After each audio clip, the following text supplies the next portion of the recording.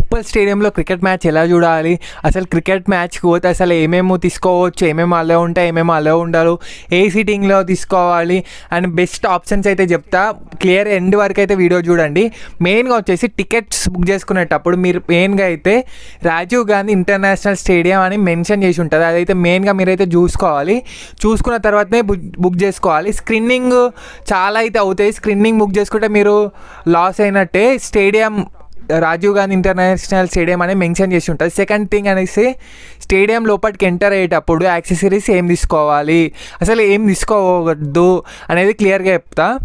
మెయిన్గా వచ్చేసి only mobile, wallet, ఒక 2A అలా ఉంటాయి, మిగతా ఏం అలా ఉండవు. ఓన్లీ స్పెట్స్ ఈ 3 అలా ఉంటాయి. మిగతా బడ్స్, స్మార్ట్ వాచెస్ ఏం అలా ఉండవు. మీరు ఒకవేళ తీసుకుపోయినా కానీ అక్కడ లాకర్స్లో పెట్టడానికి కూడా ఛాన్స్ ఉండదు, ఫుల్ అయిపోతే. ఎందుకంటే క్రౌడ్ చాలామంది వస్తారు, 30,000-35,000 పైననే వస్తారు కాబట్టి అసలు లాకర్స్ అయితే ఉండవు. మీరు ఒకవేళ బయట ఎక్కడ పెట్టినా కానీ పోతాయి యాక్సెసరీస్, వేరే ఏమన్నా ఏం పెట్టినా బడ్స్ అలాంటివి ఏం పెట్టినా పోతాయి. ఈ 3A తీసుకోవాలి, మొబైల్, స్పెట్స్, వ్యాలెట్, ఈ 3A తీసుకోవాల్సి ఉంటుంది. మిగతా అన్నీ మీరు ఇంట్లోనే పెట్టి వెళ్ళండి. సెకండ్, ఒకవేళ బుక్ చేసుకుంటే ఏ డైరెక్షన్లో బుక్ చేసుకుంటే వ్యూ మంచిగా కనిపిస్తుంది. ఇంకోటి మెయిన్ థింగ్ ఏంటంటే మీరు మ్యాచ్ స్టార్ట్ అయ్యి 1/2 అవర్ ముందే వెళ్ళిపోవాలి. సీట్స్ అన్నీ ఫుల్ అయిపోతాయి, నిల్చొని చూడాల్సి వస్తుంది. అంత టికెట్ ప్రైస్ పెట్టుకొని కూడా నిల్చొని చూడాల్సి వస్తుంది. ఒక 1/2 అవర్ ముందే అయితే వెళ్ళిపోవాలి. బెస్ట్ వ్యూ ఏంటంటే మ్యాచ్ వికెట్స్ ఉంటాయి కదా, ముందు వెనక వికెట్స్ ఉంటాయి కదా, ఆ స్ట్రేట్ లైన్లో అయితే వెనకకైనా ముందుకైనా బుక్ చేసుకోండి. ఎందుకంటే ఓవర్కి అనేది అటు సైడ్ టర్న్ అవుతుంది, తర్వాత ఇటు సైడ్ టర్న్ అవుతుంది బ్యాటింగ్. మీకైతే వ్యూ ఎక్కడ ఇటు సైడ్ బుక్ చేసుకున్నా మీకైతే వ్యూ కనిపిస్తుంది, బ్యాటింగ్ వ్యూ మంచిగా. ఇదైతే కంపల్సరీ అయితే ఇది మెయిన్ థింగ్ అన్నమాట.